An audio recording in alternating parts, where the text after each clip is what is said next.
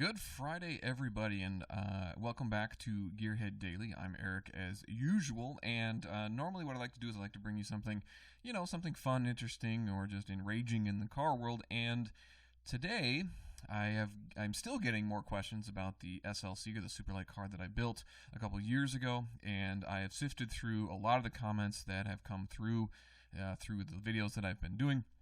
And I've compiled another set of questions that people have asked, and hopefully I will address them as best I can.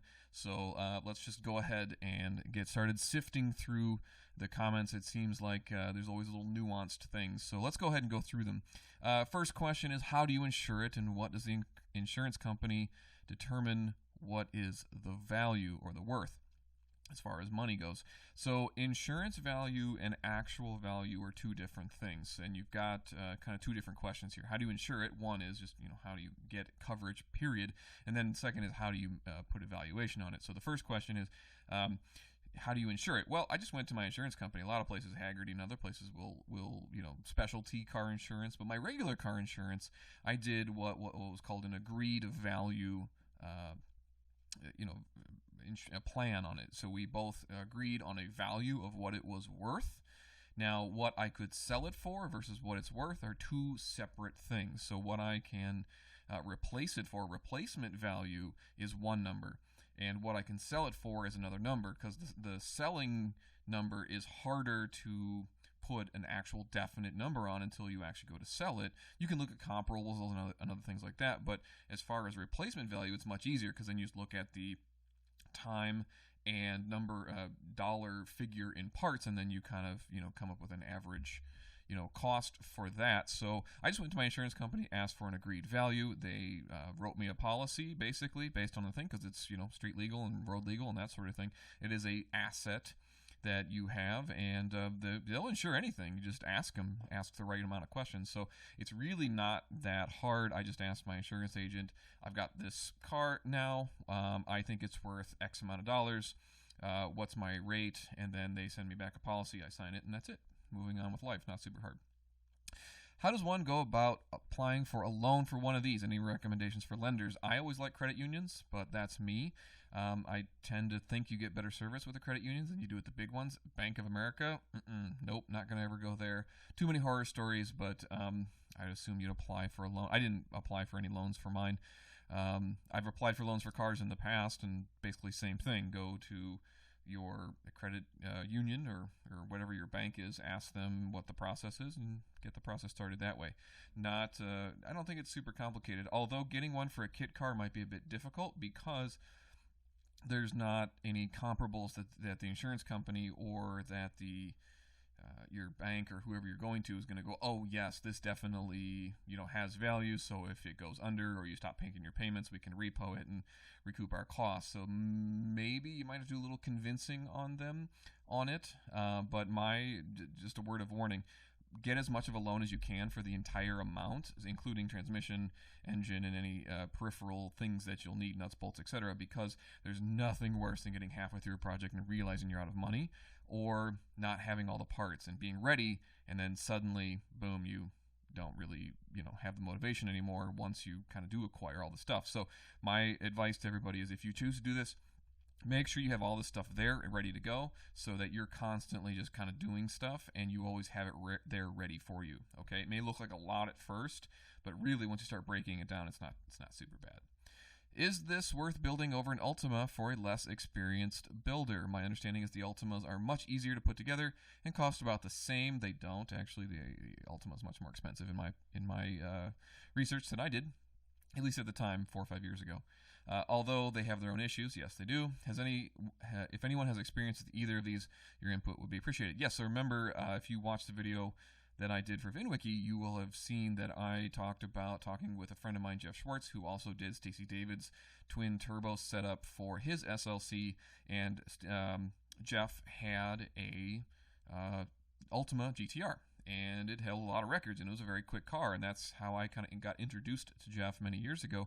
Was he had this Ultima GTR, and I asked him what he thought of it, and he said go for the SLC. He thought it was a better car, he thought it was better made, he thought the suspension was better, etc., etc., just right down the line. He felt that it was a better car for the cost. Now, the other question you asked is for in a less experienced builder. Could you do it? Sure. You're gonna have to be teaching yourself a lot of things along the way, but I think what you've done, you know, if you can build a car, you can pretty much do anything you want, car related after that. So if you're never built a car before, maybe not. I may say start on something a little easier first, and then kind of work your way up. But if you've done a frame off restoration of a car before, this is not going to be that hard for you. Hoovy, is that you? No, even though, we're both from the same area, Kansas City, Missouri area. No, sorry. I wish. Sounds like he's got a much cooler life than I do. So, how tall are you, and do you sit comfortably? I'm 6'1", about 200 pounds, give or take, on the day. And I sat fine. Probably could have adjusted the seat a little bit more. I had it as low as it'll go, so it was literally touching it. But if you recline the seat a little bit, one way or the other, it might have added a little bit of room. But, I've seen guys 6'5" seem to fit just fine. Now, if you are in the more girthy range, you might have a bit of an issue just because the seat, you have to get a wider seat. So, but that's going to be any car, really. So, how would one go about finding what engines beyond the LS can fit in this thing? Thinking about building one, but don't want to do the LS. So if you go to their website, right, here it is. And the quote, I want to use a Chrysler Hemi, rotary, Ford Coyote, etc., etc. Will it fit? Well, here's your answer. Unlike many superficially similar cars, the SLC was designed from the beginning with the idea that the owner and builder knew best what drivetrain to use. And if you look at the chassis from the pictures, and I'm going to show you a quick little video of something that I did, and I'll talk over it. There won't be any. We're not going to be watching a video together. But if you look at it, it is very wide. It's basically just 2 frame rails, and that's it. I mean, it's sky's the limit. So engine bay was designed to be as long, as wide as possible, and he's totally true. It was the easiest engine install I have literally ever done in my entire life.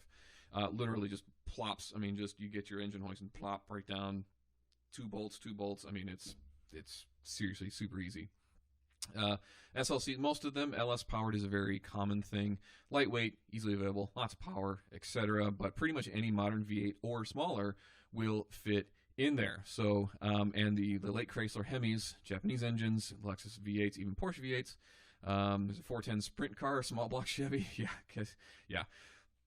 Pretty much, if you can think of it, you can do it. I've seen a BMW V10. A BMW V10 version, I believe, out of an M5 in it, and he got it fitted. Pretty cool. Runs great. Fits just fine. No issues. Okay. Livery. Somebody saw an old video where I said livery, not livery. It's easy to Google pronunciation. Well, okay, you got me. Neat.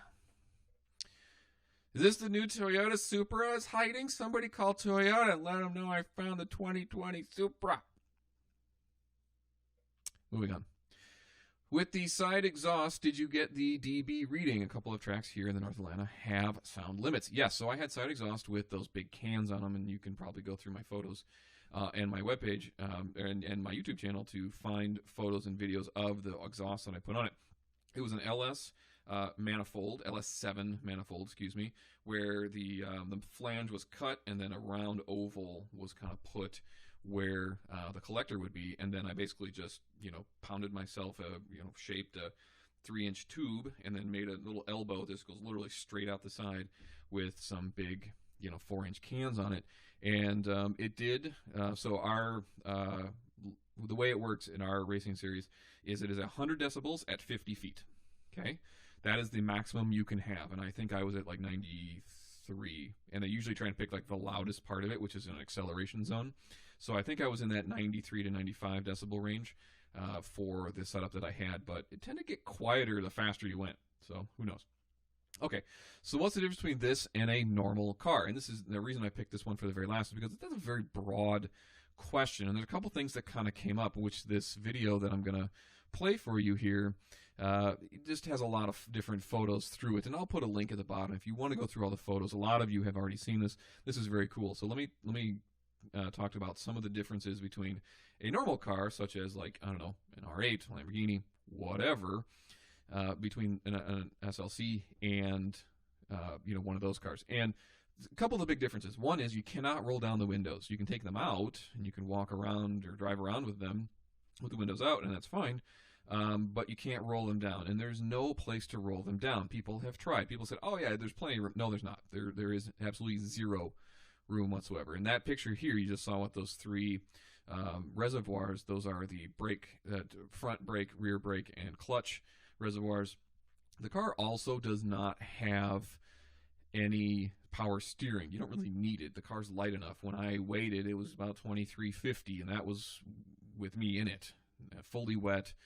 Need a little bit more. I think it wasn't a full tank of gas, so it was 2,400 pounds, give or take, with me in the car. So it was a very, very light car.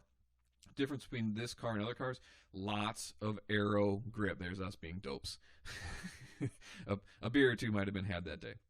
So there's a lot of aero grip as opposed to mechanical grip. And you think you might be used to aero grip? No, you're not. You're just not. And I am living proof of that, because I've had cars with some aero grip, but mostly mechanical grip, and you don't recognize the difference until you get there, and then you're actually in that situation where the aero grip is starting to play with you. You can feel the car move in ways that the mechanical grip would never move.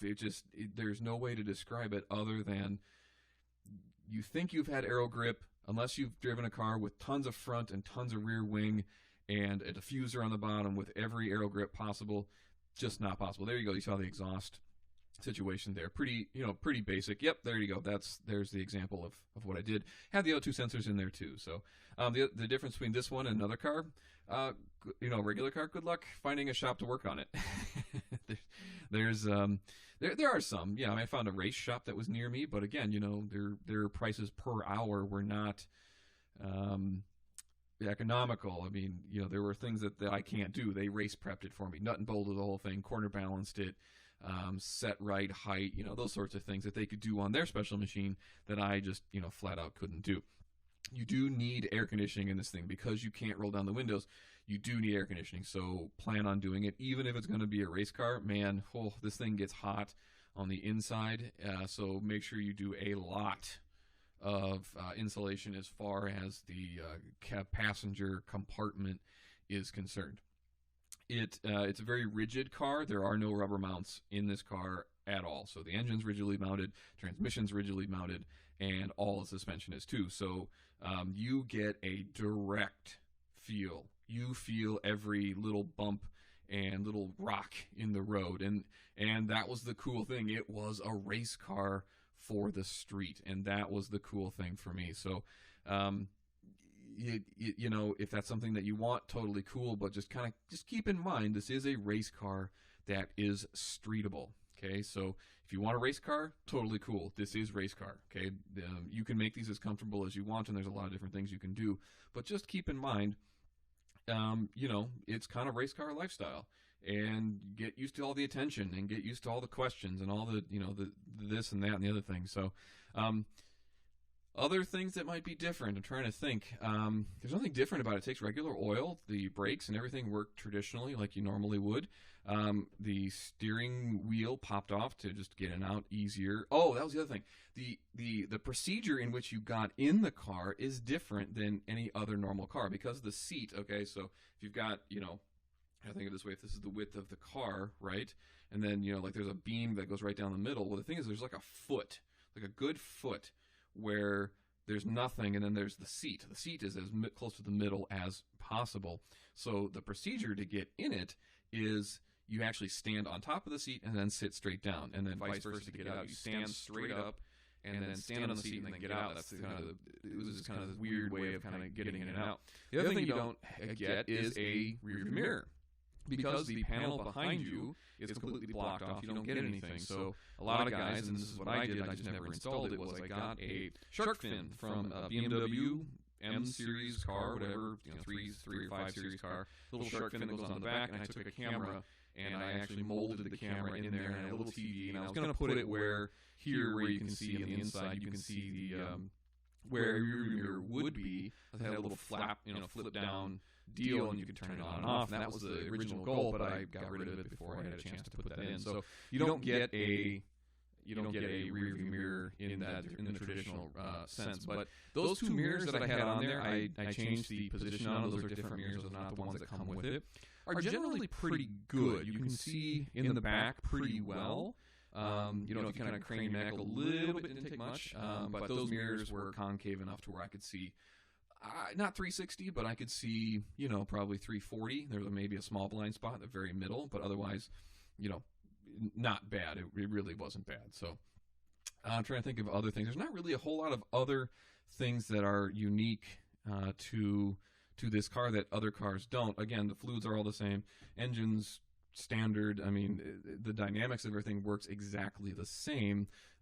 You do get a windshield with the car, but the windshield is you can get a standard windshield or a Lexan windshield. And in Minnesota, it didn't matter. The company doesn't care. Or, excuse me, the government doesn't care. So I went with the Lexan one because it was lighter and is more flexible and more easily fit the space of it. So trying to think other things. I don't know. That's kind of the best I can come up with. Radiators in the front. Everything else is in the back. Everything else is kind of just regular car stuff. Everything's rigidly mounted, so you're going to feel a lot more of the road you're driving, but it is a much more direct experience than anything else on the road other than, a race car. So, again, that's my experience. Again, if you have more questions, I'm more than happy to answer as many as I can. I just, at this point, had a few kind of pile up, and I thought, well, we'll just kind of go through it. I'll put a link to this particular video that you're watching so that you can look at more of the photos if you want of the build process. It took me about a year and about 400 some odd hours working on it, but yeah, feel free to check it out if you want. Otherwise, thanks a lot for watching, and I will see you next week.